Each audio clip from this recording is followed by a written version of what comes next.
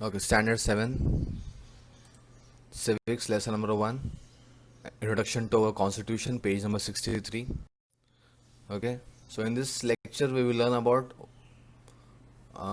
what is the necessity of a constitution, what is administration, background to the making of constitution, constitution assembly है ना, ये सब पढ़ेंगे हम लोग. The contribution doctor Baba Saheb Ambedkar. Right. So what is included in the administration of a country. अपने constitution के अंदर है ना, what is included in the administration of the country. अपने कंट्री के अंदर एडमिनिस्ट्रेशन जो होता है, मतलब उसको जो चलाते हैं, उसके अंदर क्या क्या करते हैं हम लोग. Right. So we try to defend the boundaries. हम लोग अपने कंट्री को प्रोटेक्ट करते हैं, बाउंड्री के उस पार जो कंट्रीज है उससे. राइट. हम लोगों को प्रोटेक्ट करते हैं. हम लोग पॉवर्टी को इरेडिकेट करने की कोशिश कर रहे हैं. पॉवर्टी मीन्स व्हाट, गरीबी. Right. We also try to create employment. Employment को क्रिएट करने की ज़रूरत पड़ रही है. जॉब्स, रोज़गार. ठीक है. एजुकेशन और हेल्थ देने की ट्राई कर रहे हैं एडमिनिस्ट्रेशन के अंदर. बिजनेसेस को बढ़ाने की कोशिश करें ताकि और जॉब्स क्रिएट हो. राइट. जो लोग पुअर है, वुमेंस है, उनको प्रोटेक्ट करने की ज़रूरत है. चिल्ड्रंस से उनको प्रोटेक्ट करने की ज़रूरत है. और ऐसे लोग जिसको हम ट्राइब बोलते हैं या फिर ट्राइबल पीपल, जो जिनको अच्छा फैसिलिटीज़ नहीं मिलता, उनको प्रोटेक्ट करने की ज़रूरत है. ऑल दिस तो all this are the people where the administration is very important. तो एडमिनिस्ट्रेशन इन लोगों के लिए बहुत इंपॉर्टेंट है. राइट. उसमें हम सब आते हैं. Right.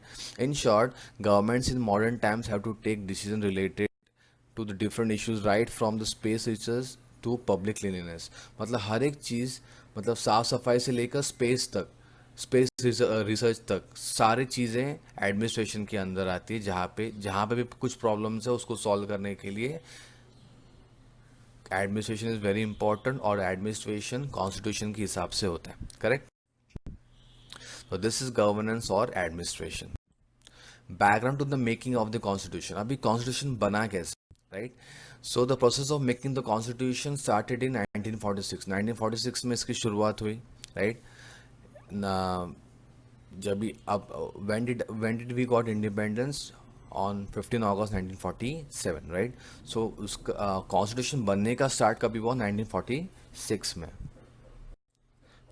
The leaders of the freedom movement insisted that the independent India will be governed not by the laws made by the British.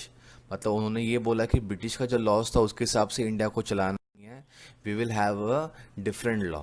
हम ऐसा लॉ बनाएंगे जो खुद का होगा. ठीक है. But by the laws made by the Indians themselves. A committee was establish to prepare the constitution of independent India. तो एक कमिटी को चूज किया, ग्रुप ऑफ पीपल को चूज किया उस कॉन्स्टिट्यूशन को बनाने के लिए. Right. It came to be known as the constituent assembly. तो उस कमिटी का नाम क्या था, constituent assembly. Right.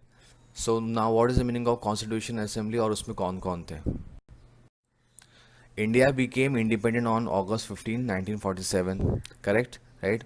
We got independence on 15 August 1947. Before that the British ruled India. उसके पहले ब्रिटिशर्स ने रूल किया इंडिया के ऊपर. Right. They had divided India into provisions like Bombay, Bengal, Madras. है ना. जो जो आज भी ये सब प्लेसेस है, इसको इन जगहों में डिवाइड किया for the convenience of administration, ताकि एडमिनिस्ट्रेशन बराबर से हो. बॉम्बे, मद्रास, बंगाल, है ना, ये जगह पे है. Right. The administration in this provisions were carried out by the people's representatives. वहाँ पे कुछ पीपल को, लोगों को अपॉइंट किया था उस जगह को. Right. Similarly the local princes were carrying out the administration in some areas. कुछ जगह पे कुछ जगह पे लोकल प्रिंस, मतलब वहाँ पे जो राजा थे, उन वो चलाते थे उस जगह को. कुछ जगह पे ब्रिटिशर्स चलाते थे, ब्रिटिशर्स. कुछ जगहों पे प्रिंसेस चलाते थे. और जो जगह वो चलाते थे, they were known as princely states. And वो खुद, उनको हम बोलते थे प्रिंसेस. जो चलाते थे वो प्रिंसेस थे, और वो जगह वो थी, उसको हम बोलते हैं प्रिंसली स्टेट्स. ठीक है. The representatives of the provinces, उसको हम क्या बोलते हैं, प्रिंसली स्टेट्स, प्रिंसेस. ठीक है, and the principal states were included in the constituent assembly. तो ऐसे सारी जगहों को इंक्लूड किया कॉन्स्टिट्यूएंट असेंबली में, और उन सारे प्रिंसेस को भी इंक्लूड किया कॉन्स्टिट्यूशन बनाने के लिए, हेल्प करने के लिए उनको लिया, right. So there were around 299 members in the constituent assembly. तो उसमें अप्रॉक्सीमेटली, सॉरी, उसमें 299 लोग थे, मेंबर्स थे कॉन्स्टिट्यूएंट असेंबली में कॉन्स्टिट्यूशन को बनाने के लिए, right? So Dr. Rajendra Prasad was the president of Constituent Assembly. He was the president, and Dr. Baba Saheb Ambedkar is the main contributor to the constitution. तो वो देखते हैं the contribution of Dr. Baba Saheb Ambedkar, right? Dr. Baba Saheb Ambedkar was the chairman of the drafting committee. He was the chairman of the drafting मतलब क्या, constitution बनाने का जो process था उसको हम ड्राफ्टिंग बोलते हैं, और उसको जो चेयरमैन थे वो the chairman doctor Baba Saheb Ambedkar, right. He has studied in depth the constitution of different countries of the world.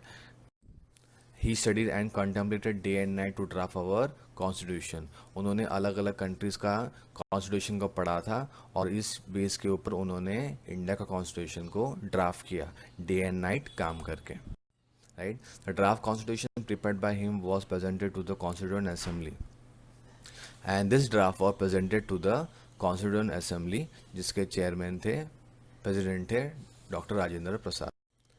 It was discuss article by article, step by step उसको discuss.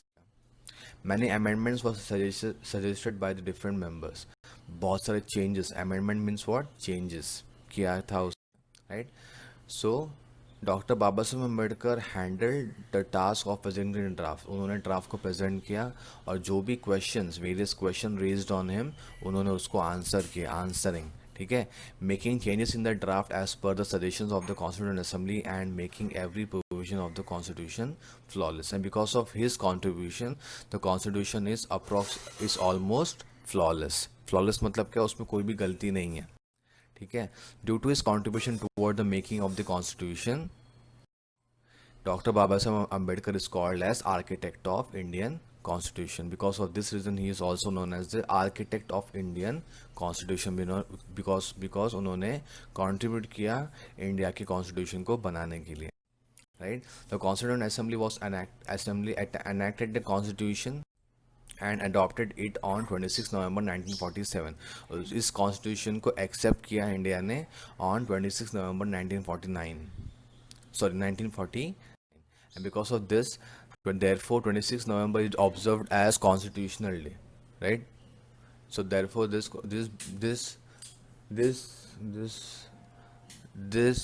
1 minute, so this day is also known as the Constitutional Day, okay.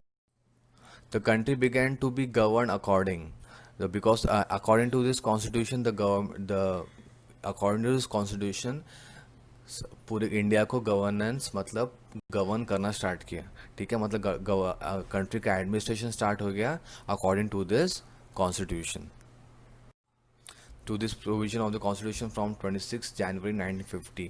और इस सारे provisions को actual में कभी start किया गया था, मतलब कभी स्टार्ट किया इस कॉन्स्टिट्यूशन को अप्लाई करने के लिए, ऑन 26 जनवरी 1950, and because of this reason this day is known as the Republic Day of India. So the Indian Republic came to an existence from this day. इस दिन से अपना जो कंट्री है वो रिपब्लिक हो गया, which is on 26 January 1950, right? So therefore this day is known as the Republic Day. So we are proud of the constitution that Dr. Baba Saheb Ambedkar gave to the country, right? Okay, so we have so उसमें से कुछ important points देखते हैं. It took around 2 years 11 months and 17 days to complete the writing of the constitution. तो इतने सारे दिन उसको लगे, 2 years 11 months and 17 days to complete the writing of the constitution.